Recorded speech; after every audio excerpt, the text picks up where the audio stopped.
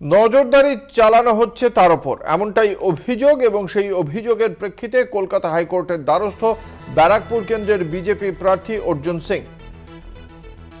BJP প্রার্থী অর্জুন সিং এর বাড়ির চারদিকে নজরদারি চালানো হচ্ছে বলেই অভিযোগ করা হয়েছে। বিশদে জানবো কি অভিযোগ। আমাদের সঙ্গে রয়েছেন আমাদের প্রতিনিধি শুভজিৎ সিং।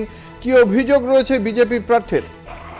দেখো অঙ্কুরদা, তৃণমূল কংগ্রেস থেকে যখন বিজেপিতে যোগদান দিয়েছিলেন বিজেপি প্রার্থী অর্জুন সিং, তারপর থেকে নাকি রাজ্য সরকারের তরফ থেকে অর্জুন সিং এর উপর নাকি নজরদারি চালানো হচ্ছে, যে তার গতিবিধি, তিনি কোথায় যাচ্ছেন বা কে কে তার বাড়িতে আসছেন, কে তার বাড়িতে বেরোচ্ছেন, এবং এই সম্পূর্ণ ঘটনা সিসিটিভি ক্যাপচার করা হচ্ছে। এবং তার সাথে সিসিটিভির মধ্যে একটি অডিও রেকর্ডারও লাগানো হয়েছে, যে নিচে দাঁড়িয়ে যদি কেউ কথা বলছে সিসিটিভি ক্যামেরার তলায়, সেগুলো কিন্তু রেকর্ড হয়েছে। এরকম বিভিন্ন তথ্য নিয়ে তিনি হাইকোর্টে মামলা করেন যে তার যে ব্যক্তি স্বাধীনতা বা যা তার গোপনীয়তা, সেটা কিন্তু ফাঁস করছে রাজ্য সরকার, তা হস্তক্ষেপ করছে সেখানে।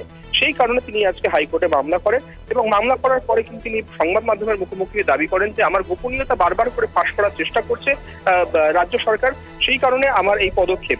অপরদিকে তৃণমূল প্রার্থী পার্থ ভৌমিকের দাবি, সিসিটিভি ক্যামেরা কারো বাড়িতে বা কাউকে নজরদারির জন্য না, ওই এলাকার গতিবিধি নজরদারির জন্যই কিন্তু পুলিশ এই সিসিটিভি ক্যামেরা লাগিয়েছে।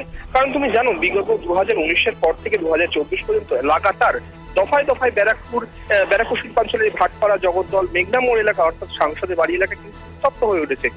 কখনো বোমাবাজি, কখনো গুলি, একাধিক ঘটনা ঘটেছে। এবং যারা দুষ্কৃতী কার্যকলাপের সঙ্গে এরকম যুক্ত রয়েছে, যেসব দুষ্কৃতী রয়েছে, তাদের খোঁজেই বা তারা এই এলাকায় আসছেন কিনা সেই বিষয় কিন্তু দেখার জন্য এই সিসিটিভি ক্যামেরা লাগানো হয়েছে বলে দাবি পার্থ ভৌমিকের। অঙ্কুরদা, ধন্যবাদ। আমাদের সঙ্গে ছিলেন আমাদের প্রতিনিধি শুভজিৎ সিং।